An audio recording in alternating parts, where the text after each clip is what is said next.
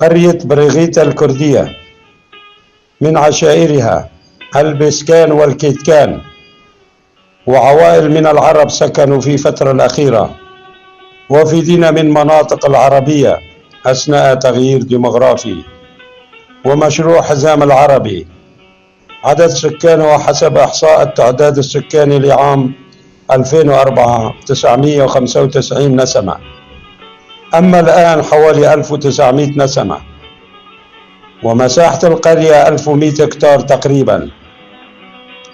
تتبع إداريا لمحافظة حلب منطقة عزاز ناحية صوران، تبعد عن حلب شمالا 42 كيلومتر، وعن عزاز شرقا 12 كيلومتر، وعن ناحية صوران شمالا 7 كيلومتر.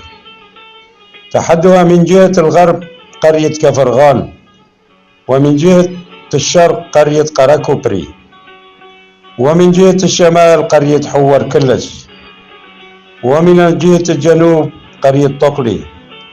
يوجد تل أثري في أطراف القرية وكهوف ومدافن يسمى الخشخاش.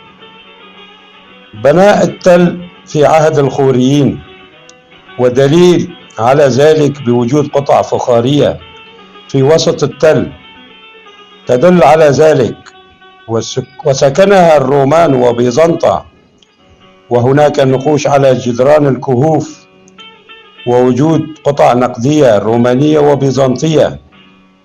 يوجد على أطراف القرية ينابيع من الماء.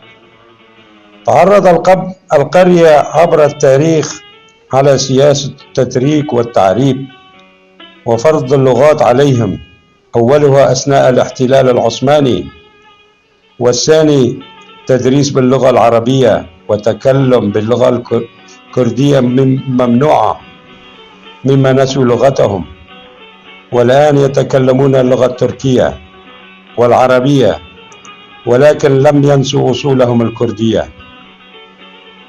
من عادات وتقاليد الكرد، تشتهر القرية بزراعة في الدرجة الأولى القمح المروي والبعلي والشعير والعدس والكمون، وخضروات الصيفية بكافة أنواعها، ومساحات من الشجر الفستق الحلبي والزيتون والعنب والتين، وتربية المواشي مثل الغنم بكثرة والماعز والبقر ودجاج البلدي والعمل على حصادات.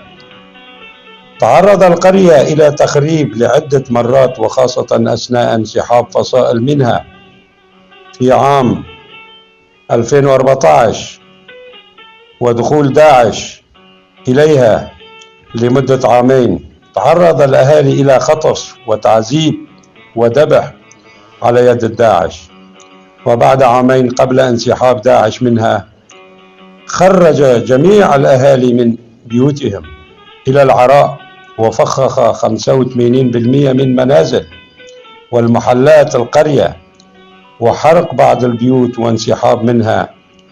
أثناء دخول الأهالي انفجر الألغام فيهم، راح أكثر من 20 شخص ضحيته وعدد كبير من الجرحى، مما اضطر أغلب الأهالي الهجرة إلى مناطق الجزيرة وتركيا ومنها إلى أوروبا، وبقي نسبة صغيرة بنوا خيم في قريبة على منازلهم المدمرة وسكنوا فيها، والآن تسيطر عليها فصائل مدعومة من الجيش التركي، وتسكنها أغلبية من عوائل المرتزقة من كافة مناطق سوريا، وبناء مخيمات على أملاكهم واستيلاء على ما تبقى من منازلهم ومحلاتهم.